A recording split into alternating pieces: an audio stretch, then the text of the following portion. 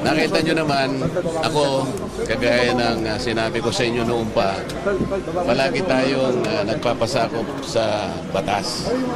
Lahat ng umiiral na tuntunin at mga batas ng ating bansa, kailangan nating igalang. Ako ay personal na nagpunta dito sa Sandigang Bayan dahil yung aming motion to quash at saka yung kalakip na motion to defer the issuance of a warrant of arrest ay kinalendar nila kagad for hearing. Itong ganito nga sa umagang ito. Ngayon, napakagandang indikasyon yon na umiral ang ating mga batas. So gusto kong magpasalamat sa Sandigang Bayan dahil kinalendar nila kagad for hearing. Yon ay makikita ninyo na kinakailangan ng proseso ng batas ay masunod. So, ang sabi ng Sandigang Bayan, meron na silang determination of probable cause. Kaya sila nag-issue ng warrant of arrest. Igalang natin yon.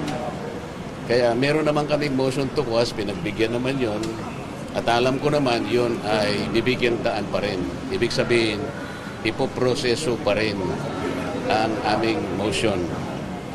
Dahil, siyempre kami naman, meron kaming ibang pananaw doon sa asuntong ipinal sa amin. So ang aking mga abogado ay gumawa rin ng paraan para sa ganon, ay counter naman yung asunto. Yun ang ibig sabihin ng motion to quash. Yan ay pagbibigyan tayo ng Sandigang Bayan. Kaya lang kailangan dumaan sa proseso.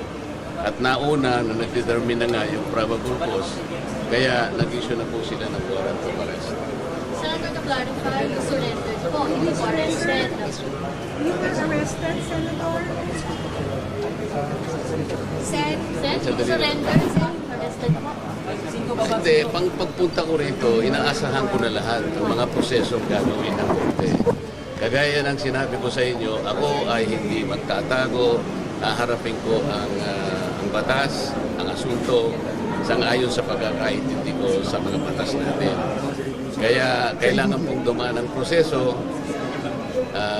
Kasama na po yung pagpunta ko rito, yung hangarin ko na kung i-serve po nila yung warrant of arrest, tatanggapin ko po. Sir, as far as moments, anong nararamdaman mo? Katulad ng nararamdaman ninyo siguro.